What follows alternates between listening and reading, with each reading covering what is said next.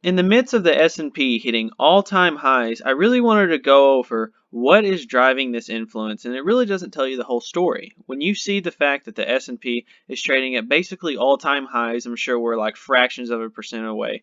What is the reason behind this driven market, and is the stock market overvalued? A lot of people at these levels are getting really scared, and I want to go over my portfolio and basically give my reasoning for why I think the stock market is not that overvalued as a lot of people think. It's easy to look at this graph. Logically speaking, you think, okay, we've been through a lot of turmoil, we've had a lot of issues go on in the last couple of months, and I think that it is logical to think that it is not justified that we are at all-time highs, and I wanted to give some rationale to that. So in this video, we're going to be going over the individual holdings in my portfolio and how it's performed in this recession. We're going to be looking at the overvalued tech sector. We're also going to be looking at consumer goods, industrials, basically looking at everything. We're also going to be giving a mention to my dividend income as always. One thing that I want to look at in the market that is a little bit worrying though, it is the fear and greed index. When we talk about the fear and greed index, it is very troubling to see this number already at 72 and we're at all-time highs. We hadn't even really broke out past that point yet. If we get to a higher number, this number could easily pass that 75 little tick mark there and we would officially be in extreme greed. This is measured through CNN Business and it is measured through a bunch of different metrics I'll go through in this video, and basically in my opinion it gives a good representation of what the S&P and what the market is trading at in general. We'll be going over the GDP numbers for quarter two, down 32.9%. 32.9%. To put that in perspective, if we go to this chart here, which I'll be going on later in the video, look at this number compared to previous times in history over the last 100 plus years in the economy. You can see that there was huge downturns where we had a couple teens, a couple 20% downturns. Never in the United States history have we ever had a 33% downturn. Even comparing that to the Great Recession where things went down 3%, 4%, nothing compared to what we just saw in the second quarter. So we'll be going over that. We're also going to be going over the jobless claims number. I haven't updated this in multiple weeks. It's been a long time. And the jobless claims number really went down quite a bit. And the good news is we're recovering jobs. And I wanted to give my opinion on that and how that might affect the stock market. And then I want to be going over this. Selling out of the stock market regardless of where the market's at. I don't care if the market is at rock bottom prices, at these low prices down here. I don't care if it's at an all-time high. If you see this article here, it's talking about the average annual return. And it's talking about being fully invested over the last 20 years. This is from 1999 through 2018. And you see the average return is 5.6%. And that's if you were to remain fully invested.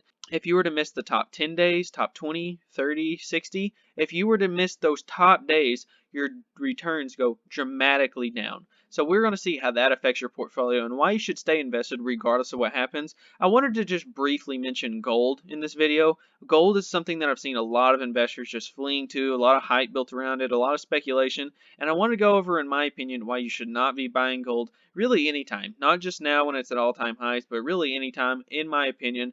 While I may own bonds, while I will always own stocks, you will never see me in this portfolio ever own gold, and I'll be going over why in that video. And also, generally speaking, I just wanted to go over the long-term performance of the S&P and why you should stay invested no matter what. But if you're not familiar with me, if you're not used to my channel, if you haven't seen me before, my name is Jordan. I am the Millennial Investor. I go over my annual dividend income, my monthly dividend income, my portfolio value, and even something hardly anyone else discloses. I go over my YouTube income, and it's broken down right here. You can pause the video to look at any of these charts and also go over them in every single video. And if you're not familiar with me and you want to help support the channel, we just got 2 more referrals this morning. We are now up to 22 successful referrals. So if you're watching this and you're young, you're in your 20s, you're in your 30s, and you want to get started investing, or maybe you're interested in a new brokerage, you can use this referral link in the description, and there's lots of other stuff in the description as well, and you can get $10 for signing up. So if you're interested in that, go ahead and check that out. But let's go back here to the S&P 500, and you can see that it's at an all-time high, and let's compare that to the Fear and Greed Index. Now this is updated daily. Every single day this updated. This was last updated about the day before I'm filming this, August 14th. And right now we're at a 72 out of 100. Now the funny thing is, I remember looking at this back in March when we were at our lows, and this was actually at a 12, which was by far the lowest I'd ever seen it, and you can see the past performances there. And this is measured by a number of different factors. One of them is the CBOE 5-day average put to call ratio. You can see that people were buying puts heavily from January, February, March until about the end of April, and then since then, things have turned down dramatically. During the last 5 trading days, volume in put options has lagged volume in call options by 55.78%.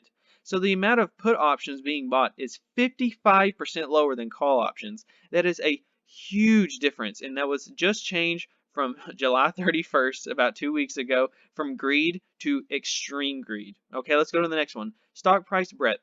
You can see the Macallan Volume Summation Index measured advancing and declining volume on the New York Stock Exchange. During the last month, approximately 7.8% more of each day's volume has traded in advancing issues than in declining issues, pushing this indicator towards the upper end of its range for the last 2 years. This was changed about a month and a half ago from greed to extreme greed, and you can see the chart there.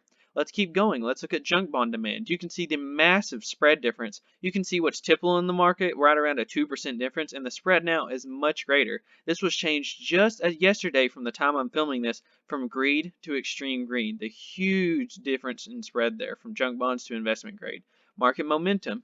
The S&P is 13.16% above its 125-day average. This little thin blue line right here following along my mouse, that is the 125-day average of the stock market price, and it is well above that mark. And it was just changed from neutral, once again, about 2 weeks ago, up to greed. You can see stock price strength, and we can just keep on going on, and all these have been upgraded with everything other than volatility being downgraded.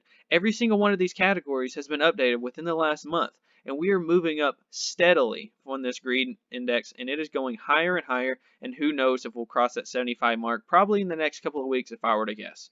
Now let's go ahead and look at second quarter GDP, and this was by far the worst number I've ever seen.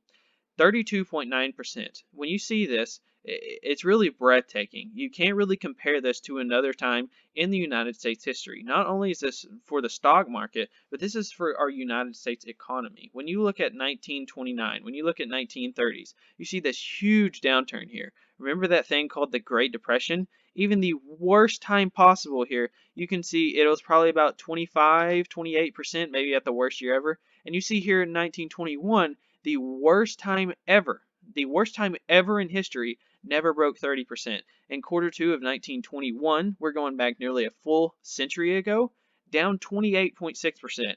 Comparing that to today's down 32.9%, basically a third of our economy being gone in a quarter.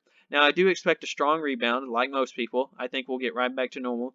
And I think people see this number and they get really scared. And while I have to admit, it's scary seeing this number, this does not represent future returns. Now, the market, just generally speaking, is forward-looking. When you see my holdings here over a 5-year period, the market has steadily recovered, it's at all-time highs, and most of my portfolio has still a little bit room to run before it gets back to its all-time highs. But this market is not focused on that number of 32.9%. This market is focused on what's going to happen next quarter, the quarter after that, 2021, 2022, and that's where we're getting this amazing recovery because the market is forward-looking. It doesn't matter what's happened, it doesn't matter what's happening, it's matter what's going to happen. So that is very important for the stock market, and this 32.9%, while it's fun to look at, well, it's good to look at data and get an idea of where the economy's at, the economy is not the same as the stock market. While they do represent and correlate between one another, they are not exactly an ideal representation, and sometimes one can be a little bit more bullish than the other, and sometimes one can be a little bit more bearish than the other. So just because the market is at all-time highs doesn't mean the economy is doing awesome.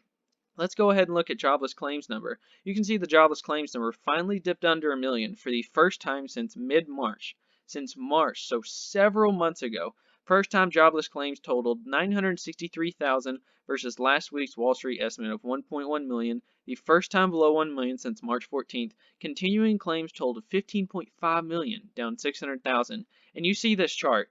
It's really breathtaking because as funny as this is, that is right around the previous record in 2008, 2009 when it was right around 900,000. There was about a 900,000 claim number in 2008, 2009 during the Great Recession, and this is a new record for 2020. We're setting all-time lows versus all-time highs in the stock market's history, so I'll just keep that there and let you look at this graph and get an idea once again about how jobs are coming back. While it may look incredibly high compared to what we've previously been, where it's like 10% of this number, it is still good news, as hard as it is for me to say that, it is still good news seeing this number under 1 million because jobs are steadily coming back.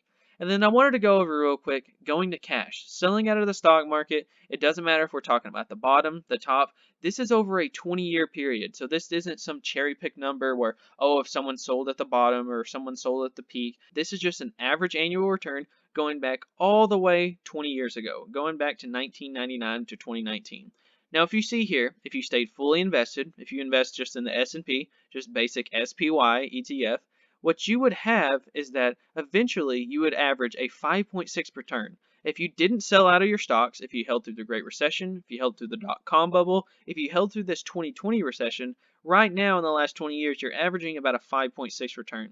Now, if you miss 10 days, so out of every 2 years, if biannually you miss the best day in the market, you're basically matching inflation. You're hitting 2% returns. And now this one right here, this third line is the one that I really wanted to point out. If you miss the best 20 days over a 20-year period, so basically each year you pick the best day that the market performed on that day, and you miss one day, just one, 365 days a year, and you were invested 364, but you just missed out on the best day each year, you're actually negative. You actually lost money.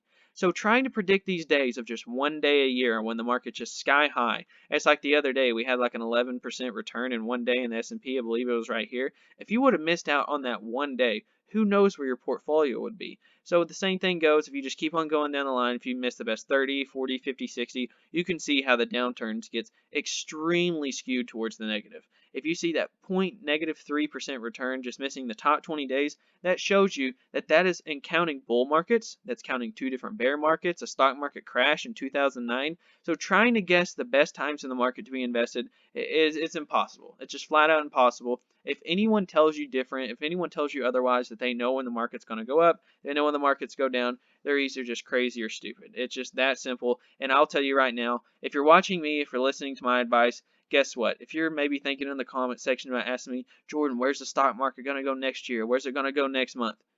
I have no idea. I have no clue. I can tell you one thing. I know one thing that I can guarantee you what the market will do. You ready for this prediction? In the long run, the stock market will recover. In the long run, the stock market will grow and it will hit all-time highs again and again and again. And the economy will continue to grow, the human race will continue to thrive. And basically, is to put it the way Warren Buffett describes it, just like with my portfolio, it's not back at all-time high yet. Basically, you're betting on the United States. Are you betting on the success of the U.S. and the fact that we're going to thrive and our economy is going to grow and the stock market will hit new all-time highs? I'm a believer in that. While it may not be a lot of money to some people, this $3,500 that I have almost invested is a large portion of my net worth. Did you know that I'm a part-time worker through college and I save what very little I can? And part of the reason I disclose my YouTube income because I think it rationalizes me compared to you guys watching. A lot of you people that watch me are very new to investing. You haven't dividend invested before. You probably hadn't even been very good at saving money in the past. And this is all a new idea, a new concept to you. So even disclosing my annual dividend income, my portfolio value, YouTube income, showing everything on my activity feed, I disclose everything. And this humanizes me and gives you an idea about what my thought process is behind the stock market and behind investing. It doesn't really matter whether or not you own some of the same companies I do. I get mentoring calls all the time where I help people with their portfolios. And sometimes 90% of the stocks they own are completely stocks that I don't own or maybe I would never even consider owning. But it is still good to be investing regardless of what your returns are. So selling out of the stock market, trying to time the market, is not something that I believe anyone should really try to do. Let's just briefly mention gold for 1 second. Gold is just something that I think that you should never really own. Now, if you want to own treasury bonds, if you want to own treasury bonds as a hedge, like one of the few that I tend to mention is like VGLT, I think that VGLT is a great hedge to own in any recession. I think right now, while the stock market is extremely high, while these treasury bonds are extremely high, you should still favor stocks over bonds, and we'll go over some of my individual holdings proving that in just a moment. But when you talk about buying a hedge in your portfolio, if you buy these bonds and they go down in price, maybe for the next, let's say for the next 5 years, these go down in price. You're still getting a 2% compounded dividend paid to you every quarter in the form of dividends, or every month in this case, and you can compound those shares, you can compound those dividends, and still grow your portfolio that way at the minimum of a 2% rate. When we look at GLD here, actually let's go ahead and look at the research tab, and I click funds, and this is sorted by assets under management, so this is the largest funds on planet Earth. You can see that 1, 2, 3, 4, 5, 6, 7th place. the 7th largest ETF in the entire world is a gold trust through SPDR ETFs. You can see it's went up 47% in the last 5 years, and let's look at that dividend track record. There isn't one. And you want to know what that reason is that gold, it produces nothing. This key little bullet point right here is what I really wanted to focus on. Warren Buffett has always said gold is a bad investment, a shiny cube that does not generate earnings or pay a dividend like a stock or earn interest like a bond. When you compare this in some way, it's a little bit more of a speculative play, just like owning Bitcoin. And the same reason why I don't own growth stocks in my portfolio. While it's fun to review those stocks and give my opinion on their business models, it's not something I'm generally going to own. Something else you want to mention here, their expense ratio is much higher than that of, for example, VGLT. This one's 0.4%. VGLT for bonds is 0.05. Extremely low. So when we look at GLD and go back to that, this does not generate anything. The only thing you're buying on is the hope that eventually someone will pay more for it than you will. Now, when we talk about gold and its value, it does have some use here, and it's these number 5 reasons why people own them. It's a store of value. People can buy this as a way to store their value and to store their net worth into something and some kind of asset. Gold is an asset. It can be sold, but basically it produces nothing. You're basically just hoping someone will buy the price of it higher than you did. For jewelry, this is probably the only real intrinsic value for gold. It is a precious metal. It is something that can be used to create things like jewelry, but not so much as an investment in my opinion. It's a hedge against inflation. It can go up a lot during times when inflation could be rising very heavily. Once again, who knows? I think there's a lot of other better things to own like bonds or stocks. It's a hedge against uncertainty. Once again, this number 4 is the real one that I wanted to point out here. And number 5 goes along with this as well. When you're wanting to hedge against uncertainty, why would you not hedge long-term treasuries? It's performed about the same, about 40+% in the last 5 years. You can see how it's went sky high during this recession, and it pays you dividends. When you factor in the dividends were being paid every month during this time and you're reinvesting those, you would actually outperform the gold fund. So in my opinion, if you're watching this, if you want to get invested in gold, my opinion is basically just to stay away. I don't think you'll get as high as returns or be heavily invested in a gold fund as you will maybe a bond fund or maybe just full equities in general. Now let's go ahead and just look at a very basic chart here. Let's just look at the long-term stock performance over the last 20 or 30 years when we look at S&P 500 market capitalization. You can see this big run up here and then the stock market downturn during the dot-com bubble. Now, if you get to this point, if you're emotional, if you let your emotions take over your portfolio and you're selling in this area right here, you would have missed out on all these gains, and that's just what we talked about, staying invested. And once again, maybe you get FOMO, maybe you buy back in during the 2006, 2007 run-up, maybe you miss out on a lot of the recovery you could have missed out, and then the market turns down heavily, a 50+% downturn. Now, once again, if you're invested and you're selling out anywhere in this area right here, look at the gains that you missed out on. And guess what? Right now, while we are having a downturn in the market, and we are coming back, if you sold out in March, if you had weekends, if you sold out during March during the lows and you got scared in your portfolio, if you stayed invested, you're rewarded for that. Your portfolio went back up, we're at all-time highs, you got paid dividends in the meantime, and I think that if you look at the S&P 500 and you compare this to anything in my portfolio that's pretty much not tech, you can see that it has a long way to recover. Realty income off 20-30% from its all-time highs. Let's look at other positions. Let's look at PepsiCo. PepsiCo, it has recovered some, but not all the way back to its all-time highs. Let's look at Southern Company. Southern Company has a long way to get back to its all-time highs. Do you see a pattern here? Meanwhile, regardless of how long it takes this stock, for example, to get back to that all-time high of $70, I'm getting nearly a 6% dividend yield. I'm locking in at a 6% return just to buy the stock, and that's compounding annually through the form of dividends. So basically, to wrap this all up, in my opinion, should you be buying the S&P 500 or should you be buying individual stocks? I don't really think it matters. I think that you should be invested regardless of what economic scenarios we face, regardless of what turmoil turns up in the market. You should stay invested at all times. And guess what? I'm spending money on stocks every single Monday. Every Monday, I'm moving $100 to the portfolio. I just started bumping it up to $100. August 3rd, $100.